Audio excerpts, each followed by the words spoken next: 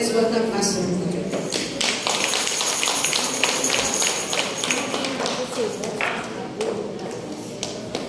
Happy Sunday. It's good to see you. Amen. Are you happy? Amen. I'm happy every Sunday. Amen. Yes. Bawal lang kasi bawal din. Amen. Amen. 10 days na lang. Register na kami. Yeah, just kidding. Alright, that was Jesus. This morning I will be speaking about, because the Bible says in Psalm 100, enter his gates with thanksgiving and his courts with praise. Give thanks to him and praise his name. Manapos sa Psalm 100 verse 4, enter his gates with thanksgiving. Kung nabi thanksgiving. Thanksgiving. Masunod kita, nagpasalamat sa Diyos, sa ayos ng Diyos, and his courts with praise, and give thanks to him and praise his name. His name. This morning I'll be speaking about thanksgiving. Not thanksgiving. Thanksgiving. You need change for that. Thanksgiving. We need to cultivate a daily practice of gratitude. Pagpasalamat sa Diyos. Salamat kita sa buong aga, mabuhay pa kita. Pagpasalamat sa Diyos sa malaman. Amen. Pasalamat kita na pa kita din. Pasalamat kita na may hangin pa kita na ginaginawa. At nagabayan. Pasalamat kita, strong pa kita, makalakat pa kita, kag-healthy kita. Ang may mga kinakaon pa, hamalamin. Sa Sunday, para organize kita sa pag-distribute sa food nato, dapat may coupons or tawag yun na coupons or what's another term for that? Meal ticket or stamp, okay? May stamp kita, hindi pwede ba organize kita. Amen? Yes. So, thanksgiving. Open your Bible in Matthew 18. Matthew 18, verse 23. I'll be reading in the King James Version. King James. See, King James, or New King James, King James. One of the kings of England, siya nag-translate sa Bible from the original, which is Greek, Hebrew, and Aramaic. And then he translated it in Old English, na tawag na King James, si King James. Okay? King na sa England. So, I'll be reading the New King James Version. Verse 23, therefore the kingdom of heaven is like a certain king. Gusto niyo masama na lang sa ilong ko? Okay lang sa iyo masama mo sa English. Ang sugot ka English, ang malamin. Amen. Ang sa ilong ko. Amen. Masama mo na lang sa ilong ko. Birthday ko. Kasi online talulit pa ko sa ICC. Okay? Kasi panulit pa ko di makihaan sa buwan against humanity. In Matthew 18, versikulo 23. Mas kanaan ko in English, America. Still, my accent is Filipino accent. So, at least we hear the Filipino accent.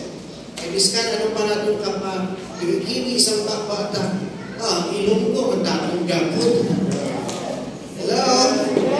Alam niyo naman, ang accent ng mga Ilonggo pag-Tagalog, iba sa Tagalog. Amen? Bakit ako? Saan ka nang galing? Pag Ilonggo accent, Ilonggo, okay? So, biskan natin English na para sa America. Kung Pilipino ka, ang imo accent Filipino. Verse 23. Kaya ginariyan sa langit ka nga isang kahari, naluyang paghusay sa mga utang sa iya mga sulubuon sa iya. Kung isa pala, mga sulubuon, mahilig ka ng nagutang sa ila ako. Amen? Kung may mga utang na amal, amen? Hindi sala mangutang. Sala ang hindi pagbayad sa utang. Ay biskin si Jesus nagpanghulang. Ano ginulang ni Jesus? Baruto. Ginulang niya baruto sa disciple nagtindog sa dito kang nagwali. Kinamo dayon pa pag-isda ni Pedro ayawan sa panguha sa isda. Amen? Maghahusay sa mga utang sa iya masuluhon sa iya. Sa nagsunod sila sa paghusay sa ilang mga utang sa mga bumbay. Di ba ito? May gindala sa iya na sulubuon na nagkautang 1 milyon ka pesos. Ang sa English, 10,000 talents. But we cannot relate that at this time because that was during the time of Jesus, the Bible time. So, daw ito hindi kita ka-relate, kaya utang na lang din, minilyon na lang ka pesos. Tungkol kaya hindi makabayad ng sulubuon sa iya utang, nagmanto ang hari. May baligya siya, ang iya asawa, ang iya mga kapatal, ang tanan niya ng mga pagkakutang, ang ibabayaran ng iya utang. Nagluhod ang sulubuon sa tubang sang hari. Kag nagpagputuboy, ulat-ulatan lang ko anay, kay bayaran mo ikaw sang tanan. Unlike this one, this is man's optimism. Kung si Mobis ka kayo utang na mga laki na huwag nang kagibak, mabaygan na din ka. Hello? So napakabanyang lang, walang talang pala, may baygan na din ka sa tanan. May mga utang na walang pagkabayad, ang wala lang ito pinutangan, hulat ka lang. Pero palihog, istoryahan nyo man ang inyong inutangan. Amen? So kung nga kayo, kung magwali na nungod sa utang, ha? Ang ako may wali na nungod sa pagpasalamat sa Diyos. Kaya panayro na ito. So ang hari na nungoy sa iya, kadikit palakat niya siya, kag wala na pagpabayara sa iyong utang, bawa kung yan ang kinahando. Kung may utang ka, tapos na pakinuoy ka, tapos na imo pinutangan ng sumilang, impas ka lang. Hindi ka kung may dato sintos. Hello? Kapalo ka mong kapatid ko sa natawag na miracle of debt free. Bilagluhan ka nga maimpas sa iyong utang. Kakay sa amin, bilagluhan kami nga maimpas ng utang. Iwan na may mga utang na ang malamin. Ang mga nagpa-utang ang malamin. Okay, panayon na natin. Dahil hindi ba yun sa utang? Dahil nagbuwag sulubuon kay nasugata niya iya kapariho na sulubuon. Kaya nagka-utang sa iya sa pinalamang ka pisos. Ato ya, pinilyon ka pisos sa utang niya. Iniya, nakita niya upon niya sulubuon man may utang sa iya. Na pinalang ka pisos, ito 20 pisos na. Kaya pwede magpuntan, makakita niya, liabot niya. Kinliab niya siya, kagintugan. Ang nagsiling, bayari ang utang ko sa akong. Hindi mo galing ang mabayaran, liabot na magka. Okay. Ang panghiyon niya sa lugo, nagluhod na nagpagiluhay sa iyan. Ulat-ulat na lang anay, wala ako anay, kay kabaligyagan, usang palay, kumaydan ka na. Amay niya. Kay bayaran ko ikaw, pero wala siya magkaluhoy sa baylo.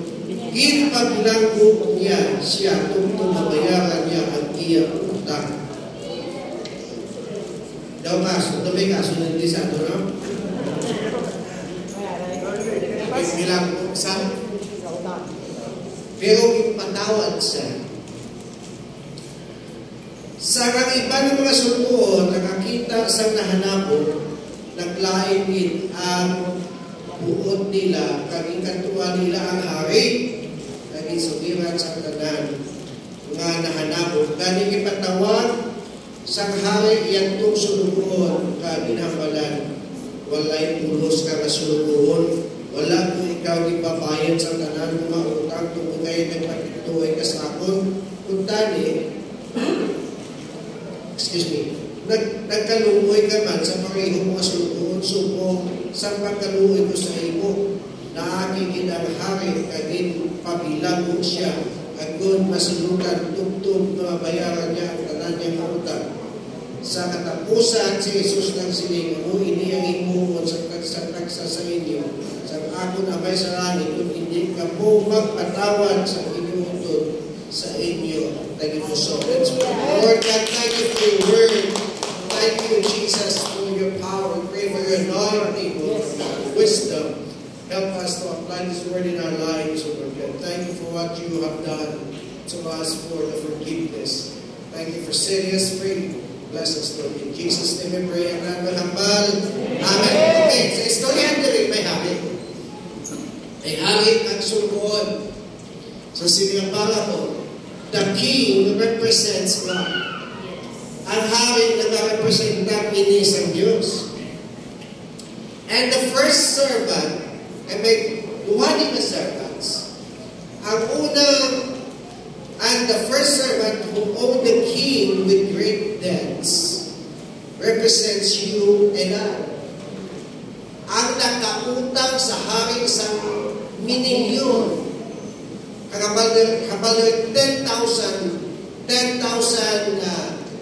dinari or talents, I mean, 10,000 talents ang utang sa hari. Kita ina ang nagutang sa 10,000 talents. Okay? Ga-represent ina, ikaw at ako. And standing before God with a sinful life, and then, listen to this, na may utang kita that we could not repay. Utang na hindi natin mabayad. The second servant, first servant, may utang sa 10,000 talent.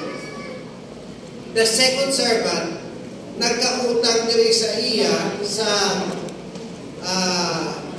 gamay-gamay lang. Okay? Okay, ano hapal diri? 100 dinari. Ang inutang lang, 100 dinari. Ito una, 10,000 talents. Ikaduwang inutang na servant, ay ikaduwang servant, 100 dinari lang.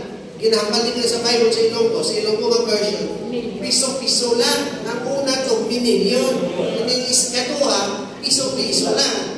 Get you na? Yes. Alright. Ano yung na ito? Pagkitindihan nyo. The second servant who owed from the first servant represent our fellow man. And the basic story is that we receive mercy, we need to give mercy to all our fellow men. Nakabatod ka sa kaluoy, dapat ikaw magkaluoy naman sa imong isindagan. Hello? Kung ipatawad ka sa Diyos, dapat magpatawad ka man sa imong isindagan. There is another element in this story na damo sa mga Christians, wala nila maintindihan. In the first story, the servant was in debt of 10,000 talents. May utang sa 10,000 talents, which means nothing to us. Because wala na ni sa atong subong sa pag-intindi, because we don't know the value of talents dimension in the Bible. Now, hindi na natin maintindihan pila na sinyang bilis ang talents. Kaya gingamit mo sa Bible times. Okay? Pero ang pamangkot, ano ini ka-relevant sa atong tiempo? How can we make this relevant in our time today? How can we make this relevant 2,000 years later? Kaya natamo ato, okay? Tapos, Tapos, 2,000 years later, diri na kita, paano hindi ka-relevant sa ato? Because we are dealing with converting money. Ang pag-convert sa money, sa talent, sa dinari, paano hindi makarelate sa ato? Explain ko maayos sa silo mo, kumitindihan ninyo. Because converting money from one time to another is always tricky.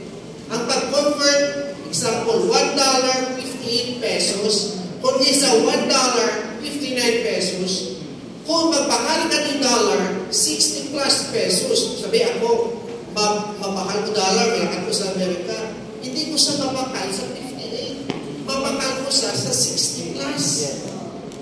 Pero kung ako naman magbaligya dollar sa money changer, ang ako ng baligya, kung isa, 55. Hindi mo kasi naman. So it is very tricky because, listen to this, because money tend to lose their value all the time because of inflation. Ang money, naganupo na sa pag-isa ang value tungkol sa kinatawag na inflation. Example, the value of 1,000 pesos 10 years ago was significantly different than the value of 1,000 pesos today. Hello? Sa una, may isa kang kalibo, puno na ang bandit mo. So, ang isang makakalibo, pila lang kabilog ang nabakal mo sa mall. Is that correct? Ang nabalay ko lang na wala nagasama. Ang mga puto. Ay, hindi lang.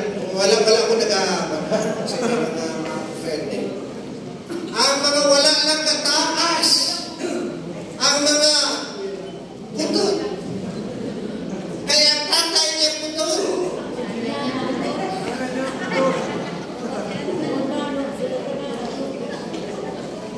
Pero tingala ko na ako, 5 plus pa lang height ko, ang asawa ko numuman, ang amang mga anak, mga takas, basit sa mga hotdog nila maging kaon, at mga bacon.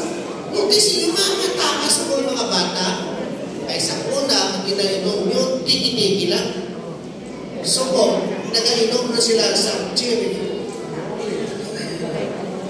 Okay? Balik kita din.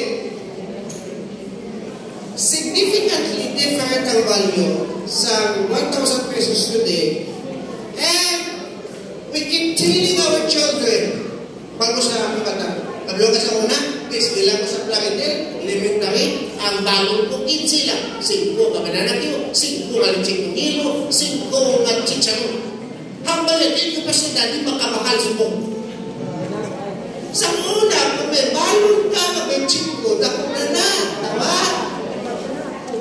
Hindi ko mga millennials. Ay subong na nubis ko, 20. Tagaan mo ang bata, subong piso, ang inahapoy sa bata. Sinano, what's this? Mag-iskwila sila subong yan, ilabalo niya ng hundreds na yan. Ilabalo message. Ang laki, 70 pesos. Isa na lang ako sa una kasi malang ang bandit, dala na ng bukas, nagsulaan. Hello? Tama? Subong, Jollibee pala, McDonald, kulang na na. Nagano po? Okay, pamanda kita. Sa una, bago po 15 centimos lang.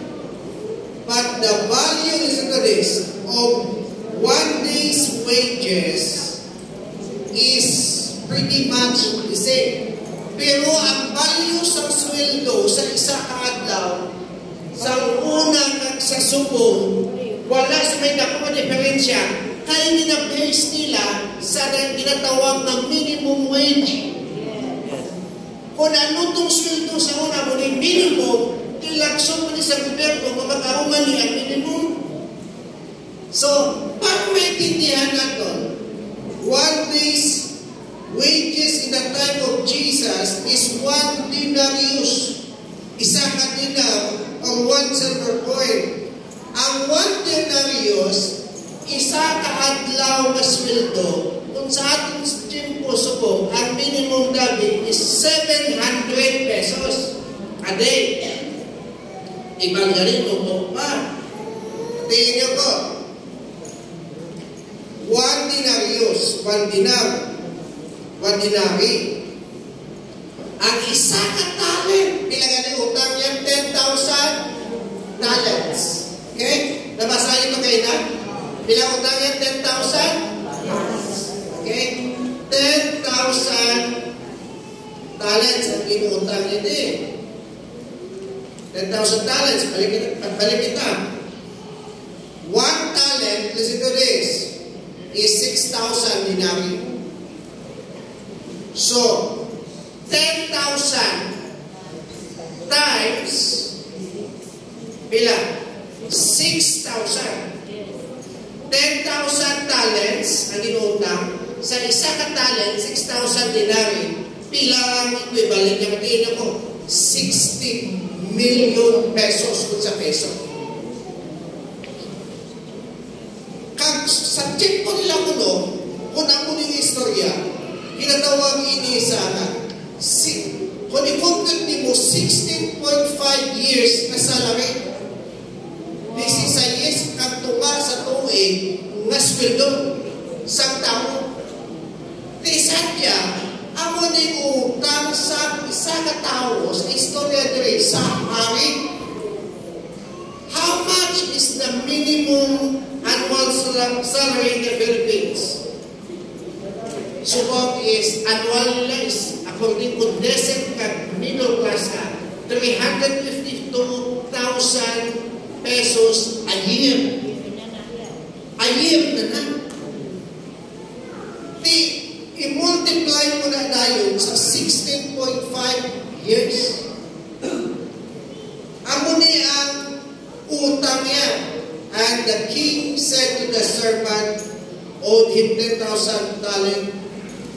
Kung amo ni ang utang mo, pag i-multiply sa value, mga utang ko, tamani ka dako nga 40 billion of pesos ni utang sining servant kani sa king. What does Jesus want to tell us by using such parable? Ano gusto i-drive ni Jesus sa sining nga parable? Listen to this, point number 1. He paid the debt I could never ever pay. May utang kita na hindi kita doon mabayad, pero may nagbayad sa aton. Ang nagbayad si Jesus. Siguro sumuro may utang mo na 1 milyon, nagbayad ko ang utang mo. Siguro grabe ang kakaluyan mo sa akin. Tama? Pero kabalong ako, madamo sa atin ihapon iniluyan sa Diyos. Biskan pa, binilyon kag binilyon na ang utang taga kita kasarang magbayad. Pero gimbayad ni Jesus sa krus. Palagpakan natin si Jesus.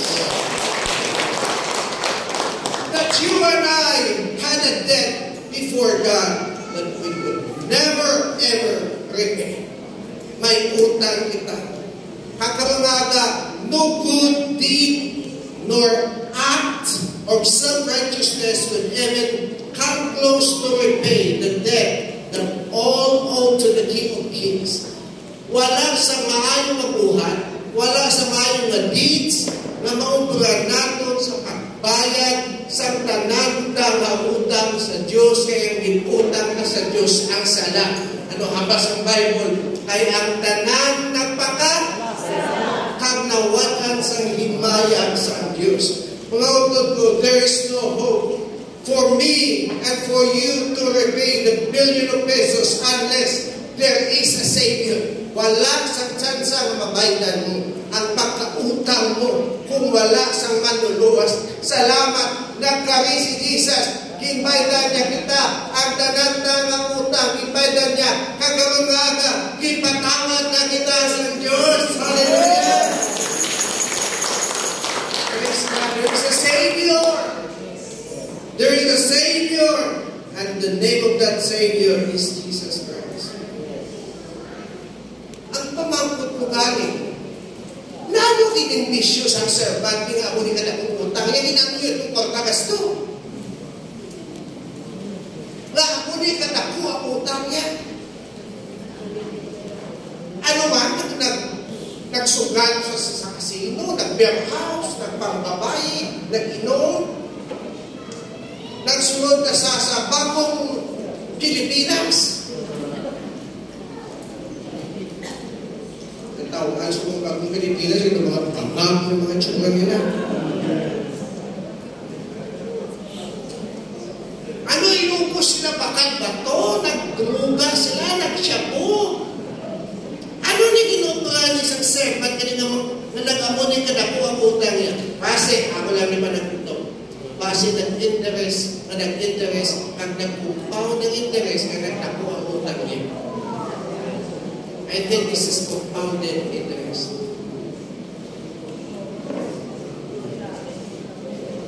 Pero bis ka nagsaka ang interest, may nagka-interest na aton. May nagka-interest sa aton nga baydan niya ang utang na to. Ang nagka-interest sa aton, si Jesus Christ. Hallelujah. For God so loved the world that He gave His only begotten Son, that those who ever believes in Him shall not perish but will have everlasting life. John 3:16. Pero habang sa servant samtang pinasukod sa sanghari siya, give me a little time. Doon po, huwag mo makalusubong sa iyong sitwasyon kung araw ka mo sa dako ng kautangan ng utang. Dapat optimistic ka. Hindi ka mag-iba. Hambas ang servant siya, kapatid ko, mapaitan mo ni siya, nakailang ako sa gym mo. Ako sumo kung may mga utang ka mo. Hambalang inutangan mo. Sige na, ulat-ulat ka lang. Base siya dihon kita, katatanim lang namin, umani na kami. Kasabay matikulang siya.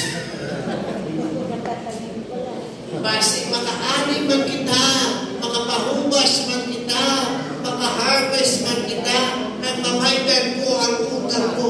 Pero utod ko, may ginsapok sa kamay ang binhi, ako si Jesus, kaginani na nato, kaginangani na nagluwas sa aton, si Jesus na sa. That's the reason why we need to be thankful to Him. We need to express our gratitude to Him. Pasalamatan natin si Jesus. We need to practice that thanksgiving. Thanksgiving. Lagi na practice mo adlaw-adlaw ay mo salamat kada ko sa utang ko ibayadan. Salamat buhi pa ako. Na magpasalamat ako, buhi ako sa.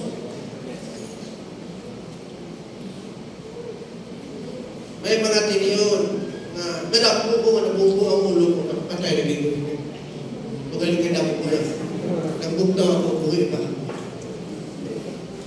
Kaya masagas na ako, proteksyonan mo din may ulo mo. Ako hindi lang ulo ko, basta tayo ko sa ulo. Salamat sa gugma ni Jesus. So He paid the debt I could never, ever repay.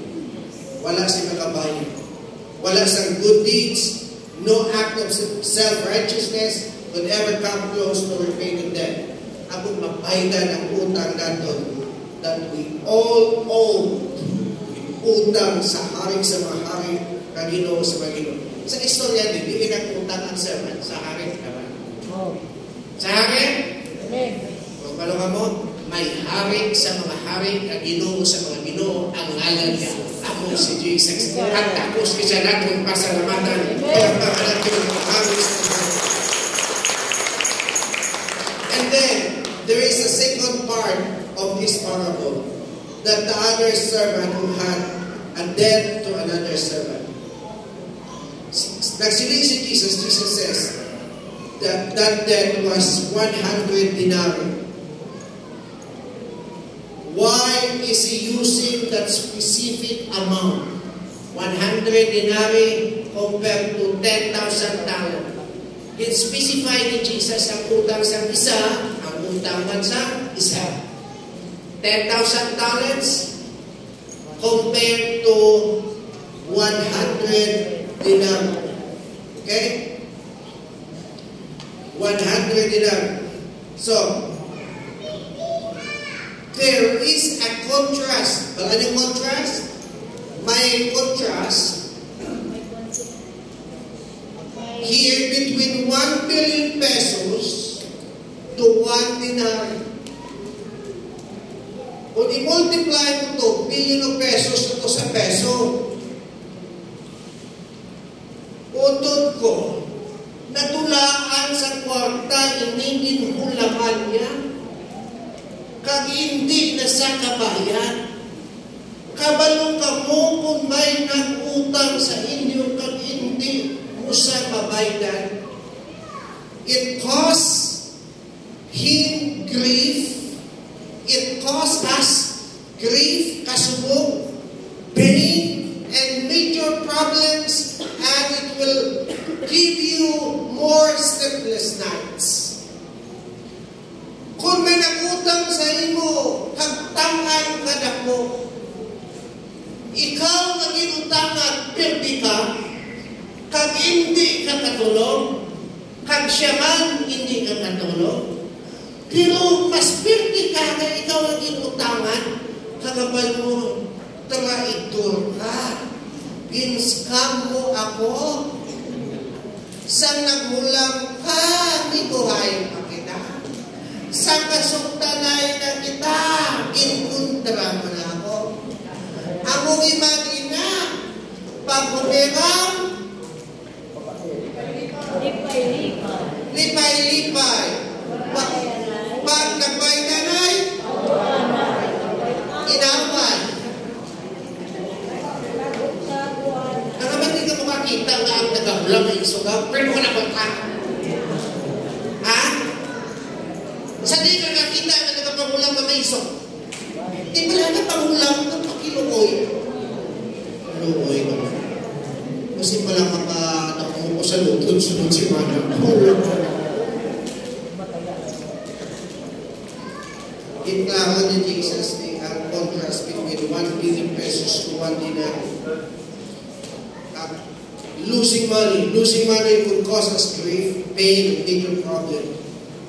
To bring you to horrible situation. And kung ikaw ang minulaman, you feel disappointed by losing such amount. You feel betrayed and end up in a very problematic situation. Pag mo ganda yung lugar ko yung living. That's why kami ng mga pastors, they worry. Maghulang kami. Sabi, may bigo kami nga mahulang pagtanong. Papahulang ka sa akin. Pero siya, sugilang ko siya. Bayakan mo kayo bigo siya. Pastor, kami ng istoryanan. Wala ba matapagtan? Basta sa akin, kung di mo kung kami pagpahulang mo, masungkod ko sa iyo. Di abot saan nakapahulang, hindi sa kabayan. Siya may, subong pa lang, sungkod ka na. Kaya hindi ako pagpahulang. Kaya maabot man lang ko ng adlaw, kung sungkod ka ka, masungkod ka na. Abot sa abot. Hello? Dapat wise naman. Kaya maaway ka lang na sa pilang adlaw, hindi ka mabayad. Mabayad na nalang sungkod. Ang mga nakaintindi sa tinahambal ko, hapal amen. Wala ka mga tinahambal ko na ito. May lakot ka, magpasalamat ka sa Diyos. Kaya kita ang mga Pilipino, biktima kita sa utang. Hello? Damo yung mga utang.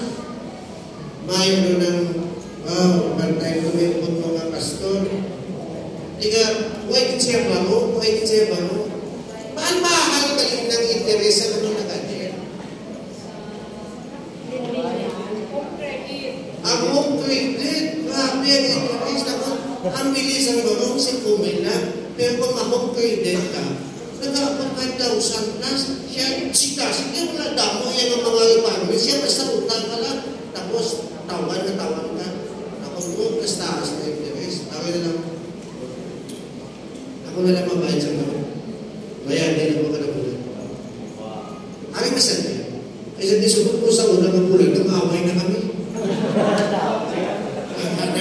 nagbuhat na. Amo na masuko. Ang imo intention, mapuli. Pero ang imo pagpuli, ang resulta kong isa, kinalangin pa sa inyong relasyon. Sige na. Kamayuhan mo na lang yung kamayon. Mabless na. Pagkakain na niya. Sabi, kita mga Pilipino, di ano namin kay Bigano, Pilipinas. Hindi, abing kita magbigano kay pag-apon ka mo sa tupad ka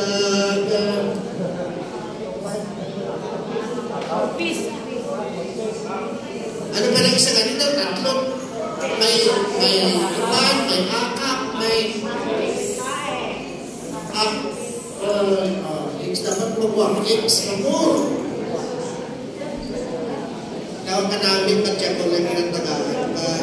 Pero ang argument sa ipan, siya din na nakita sa tao na nag-asenso kapag bilang nagasalig sa ayuda. Walang isang tao mag-asenso kung ayudahan mula sa kami, ayudahan. Take away na tayo, naubos na orda sa ayuda. Ay, pantay na ako na masakit na mo, wala ng budget ng PhilHealth.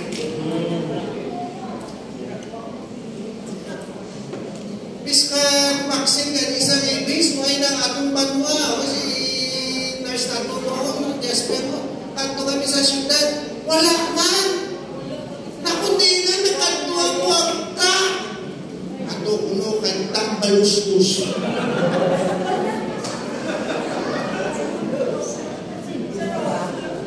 sa Rojas wala man ang balong ko istoryahan ay kami sa mga anak may chance lang, malaki ako sa Pilipinas, malaki ako. Galing nga pala ko, Pilipino ako.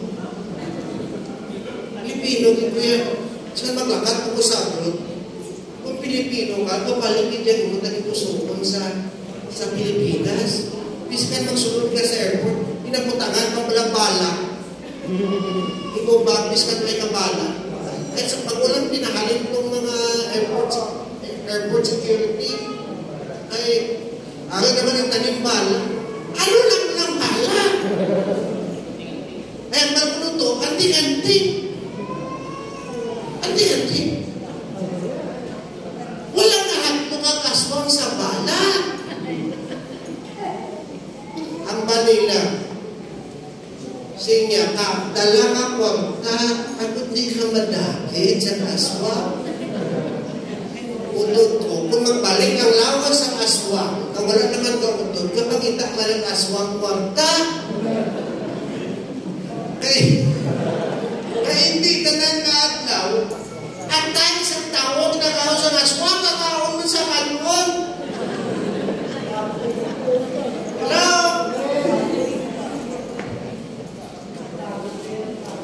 Wala na advice ko sa inyo. Mga Pilipino, halin lang leksyon. Index na lang. Mga malaling lang mga sa social media. May mga minakusik ang kuya ni Torres. Mga pinalundot ang ilong niya.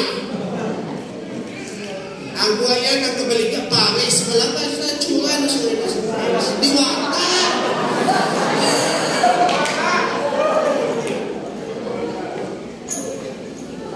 Kaya ako advice sa inyo. Kaya anong tanigayaman sa gobyerno, para hindi kita mamutman, tuduhan na magpakas kita, maniuhan kita at magtrabaho. Hindi kita masyado magsalig sa mga politiko. Kaya nang ilahatang subong lang ni. Pagkatapos ni San Mayo, Jess, hindi man tanan, ha? Hindi tanan. Ang mga bayo ng politiko, si SBB po,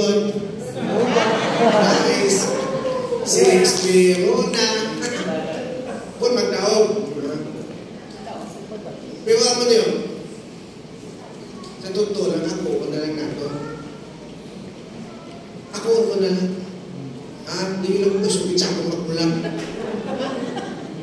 Sige ako, namun mga makawat kami tanan sa munisipyo.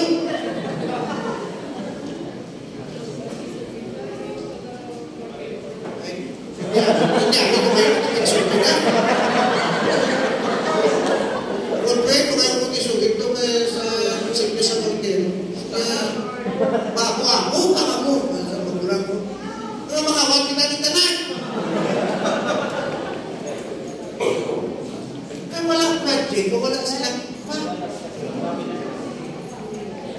Ako na nga, wala pa. Naginuwa tayo ng mga kansada, wala silang okay, pagkalo na, hindi kayo nagpag na.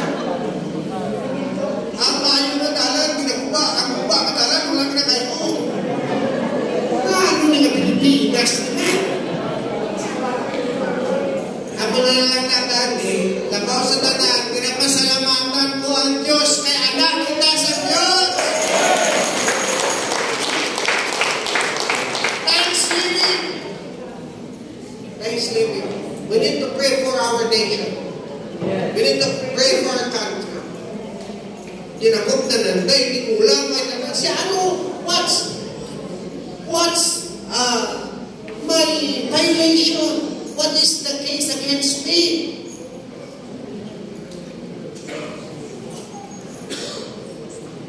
Nag-discuss kami sa mga grupong na bukan na nagkakanya ko mga article. Ano ka lang nabasa? Ano ka doon?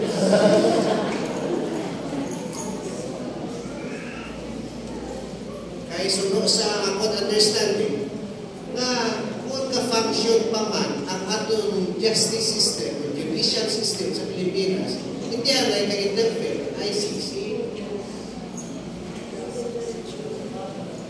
Ay, dinakupsa ni Diwata. Sa Dimo Dalol. Matawag mo na Paris. Basta lang sa pinasakay sa yung plano, nagtirupat, makanto sa debate. Wala kulong, wala bayo. Hindi ka palapit si gabi, hindi politika sa Pilipinas. So, utang na, may salang si Duterte. Kung may salang sa, itabayag na sa. Wala ko kasi rin wala sa sala, anghel sa, o sakto sa, itrayal na sa. Di may konti pa man na din. Manialang na ito na huwag na mag-intervene sa matong judicial system. Aligay mga maalam sila. Damo interpretation. Ang Bible, isa lang interpretation na ito. Ang Diyos na ito maayo. That's the reason why masalamatan. Sabi niya, na-advise ka mo, tuway ka mo upot sa rally, kaso ka mag-init ka na yung Pilipinas. Hindi ka napapadala sa atong Branjaga, pati ka mo. Kaya kung may matabog na chaos sa Philippines, tumiklam ka, nagkaroon si BBM Marshall, wala na eleksyon. Wala na eleksyon. Kasi mapulos. Siya mapulos. Ay nga man, klaro na na yan. Ako di ko political analyst. Klaro na wala silang pampatong ng ano. Madaog kita na si Andy Inday.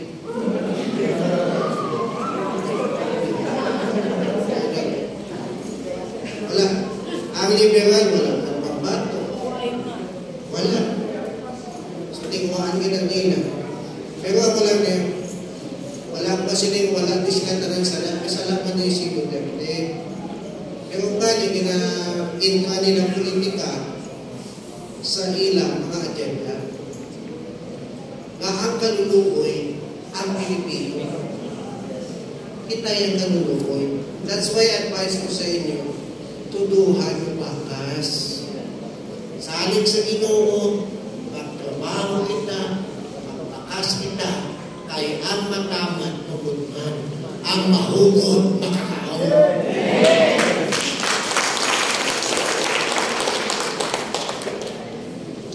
So, you feel disappointed by losing such amount of money you feel betrayed, and end up in a very problematic situation.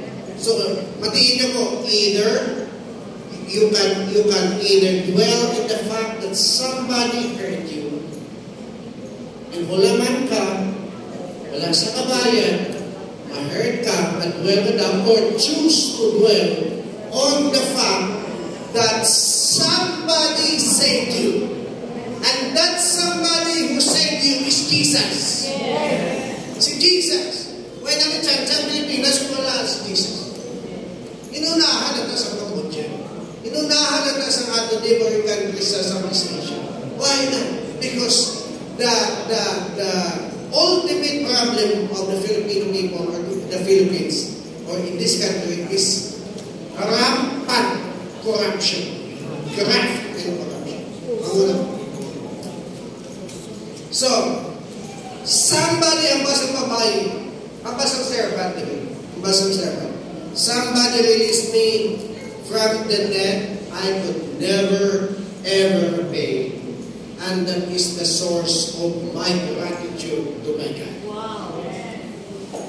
Inbaydan ako sa utang na hindi ko mabaydan. That's the reason why I want to express my gratitude and thanksgiving to my God, my King, my Savior.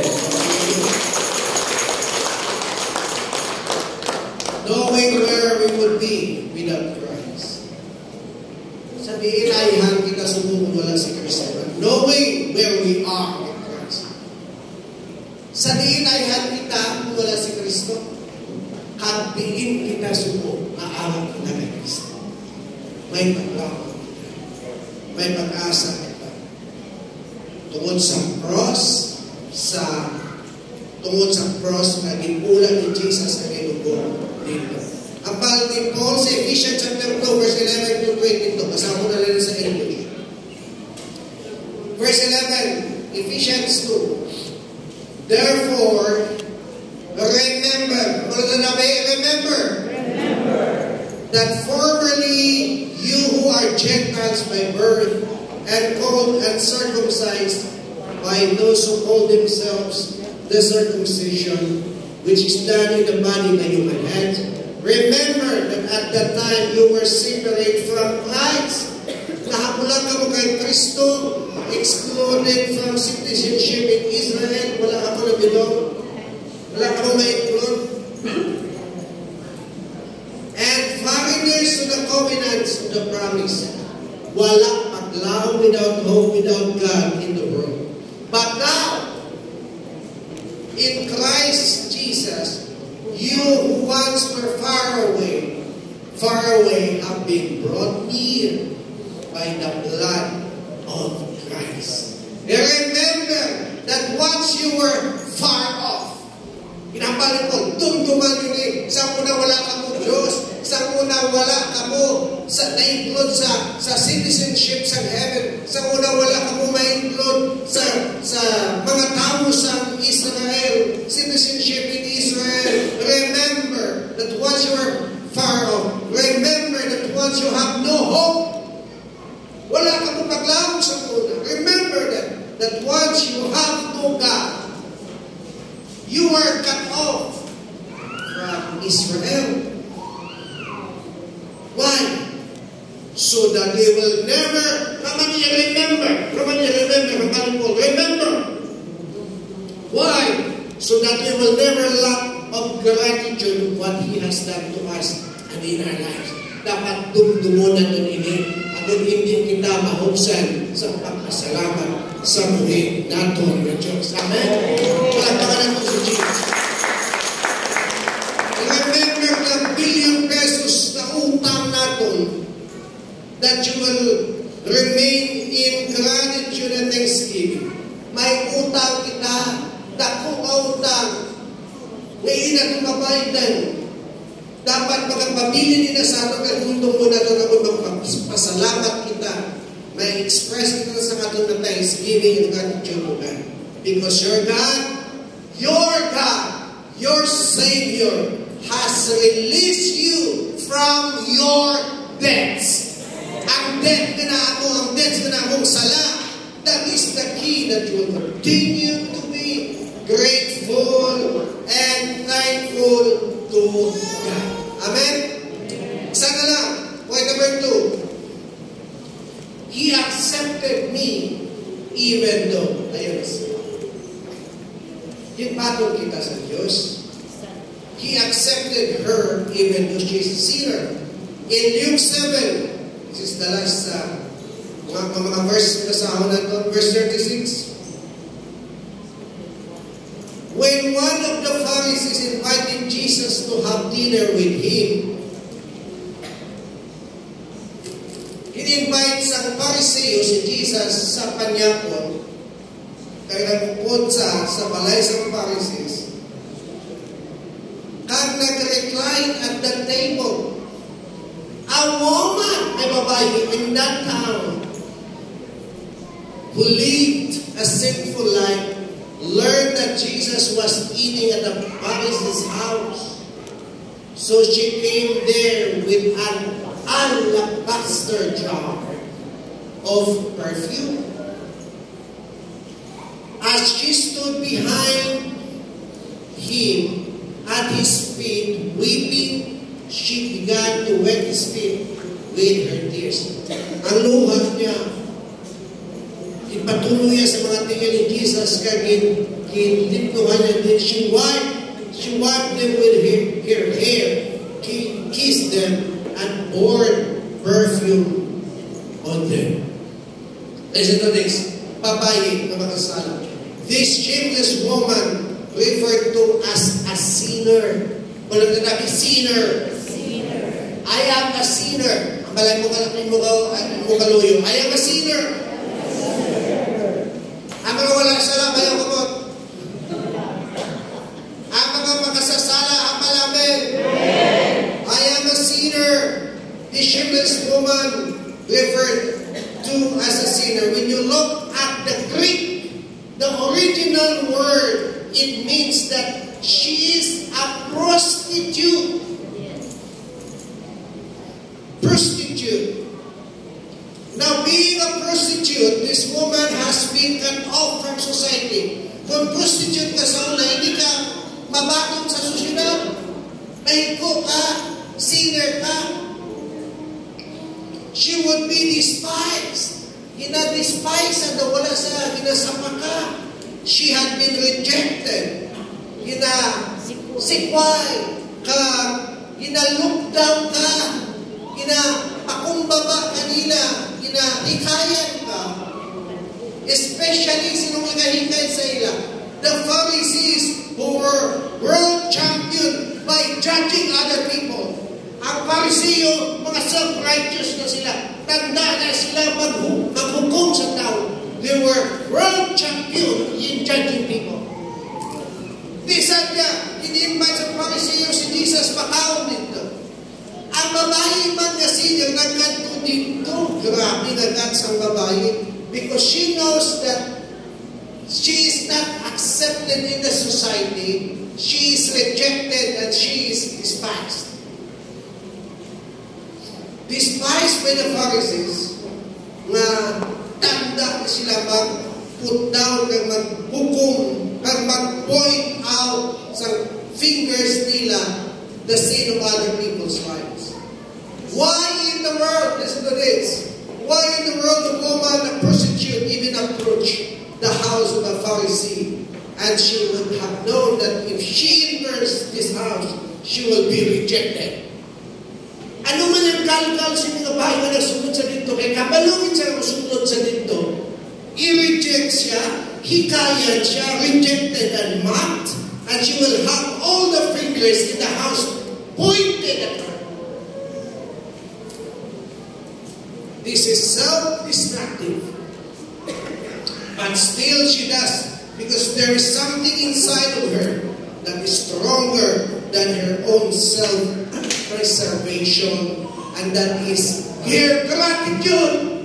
Na magpasalamat sa kay Jesus for the man that is inside there. That man is Jesus. Siya miskan man dito niya mabato. Masunod ako dito. Kaya mapasalamat ako sa saliang tao, sa nilupa niya sa akong nabuhay. Hallelujah!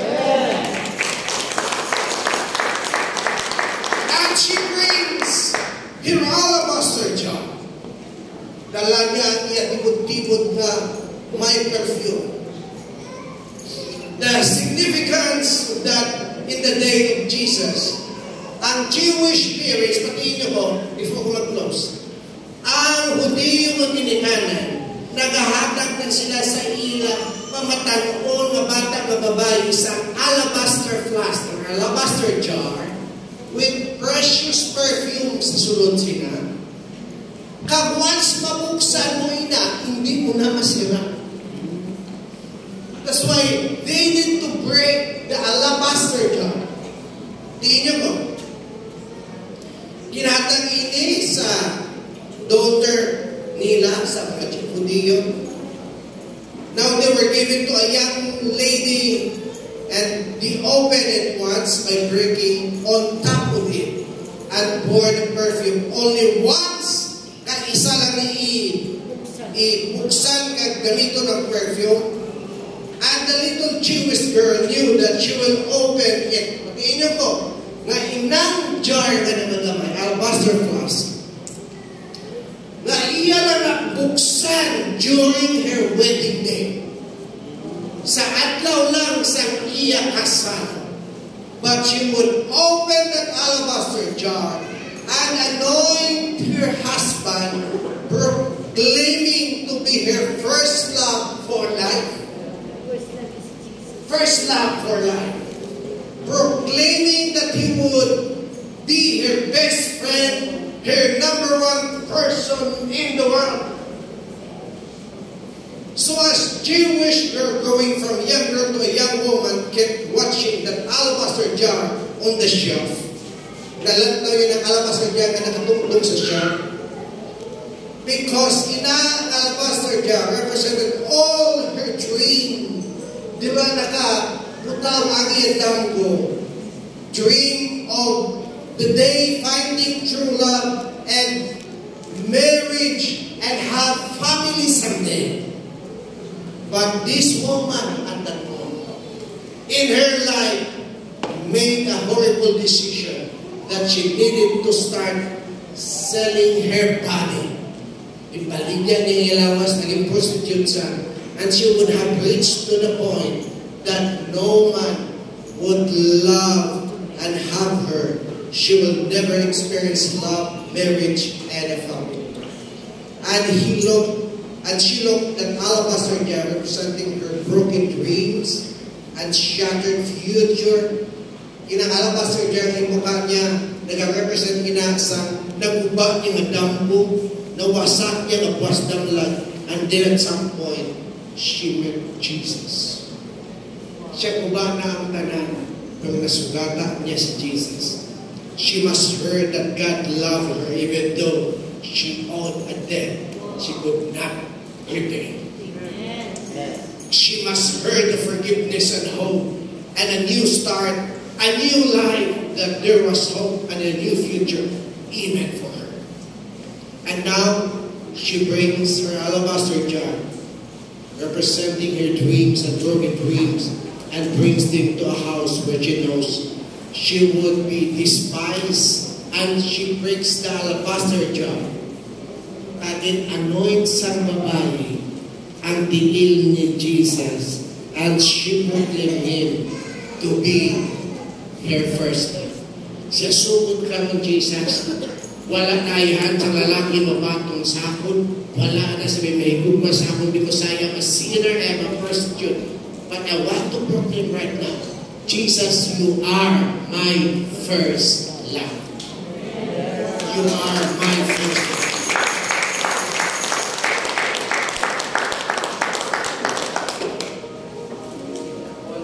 And Simon, the Pharisee, sa sinang istorya, sa Luke 7, the host of the dinner despises her in his heart.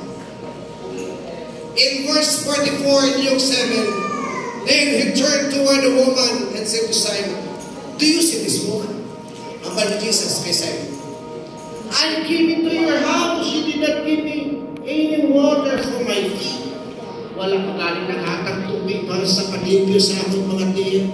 At sabi niya, ginbasa niya ang akong mga tiil sa iyang luha, kaging pahida niya sa iyang mga buhok. You did not give me a peace. Simon. Pero ining babae, from the time I entered, has not stopped kissing my feet. Wala nagpuntat ni babae sa pagkiss sa tiil ni Jesus. Therefore, I tell you, her many sins have been forgiven, as her great love has shown. But whosoever has been forgiven little, loves little. Dako ang tuba sa mga babae, tungod dako ang iya sa langit. Jesus said to her, your sins, babae, are forgiven. Kamungaga, pero sunod lang, pasalamatan ang Diyos, tungod ginpatawa niya kita, kagimbato niya kita, nga iya mga kagipatawa niya kita sa aton mga kasalanan. We have two people in the story. We have two people in the story in Luke 7. We have a sinful woman and we have a sinful Pharisee. Makasasalang ang babae at makasasalang ang Pharisee. Kaya pa sa Bible, Romans 3:23, for all have sinned. Wala sa bisan, isa, wala sa salang. Ang tanan nagpakasalang. The difference between them was that one was aware. Ang isa aware sa iyang need na ginahanglan niya ang Diyos, that she needs Jesus. But the other one was not aware. One ended up in a place where he thought, you know, I am good. I don't need God. Enough to hang out with God and I've been living a nice life. But the other one, the babae, the woman, was completely dependent on the grace of God. And she was the one who had her sins forgiven. Kalmada, don't allow the spirit of Pharisee to control you. Never let your heart turn into the heart of a Pharisee. Let us live constantly aware as that it is because of the grace of God that we are here. Never lose sight for the debt. You could never, ever repay. So I could constantly live in a spirit of thanksgiving and gratitude for the one who has saved my soul. And his name is Jesus. Ang tanan ng ating Diyos, ang pasalamatan na si Jesus sa iyang inobra, hinbay kanya ang atong utang sa utang na hindi na mamaydan. Kaginbato niya kita, iskan mga makasasalang kita. Hallelujah! Why not give Him your thanksgiving? Express your gratitude and thanksgiving to Jesus for what He has done in your life. Thank you, Lord. Thank you, Jesus. Thank you. Come on, raise your hands up high to God and express your gratitude. Express your thanksgiving. Hallelujah.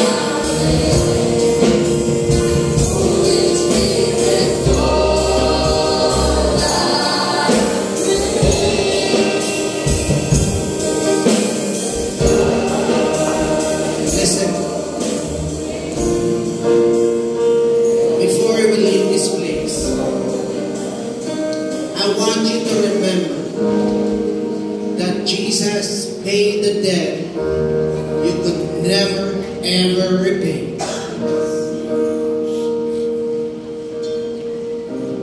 Jesus accepted you in His family, in the family of God.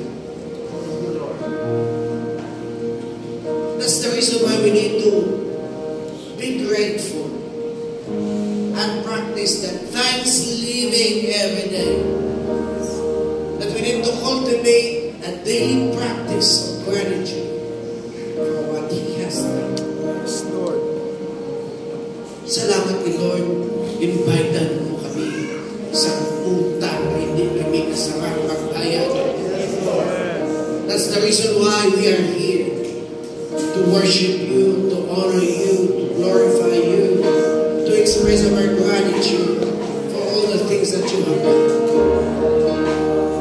Thank you, Lord, that you have accepted me, even though I am a sinner. I'm not worthy to be called your son or daughter, but you called us your sons and daughters. Thank you, God, for what you are. Thank you for your words. Every day, antes kami magbago, antes kami pagpuntaw namin, antes kami magtulog. Basta magbatag ka namin at napaglaw.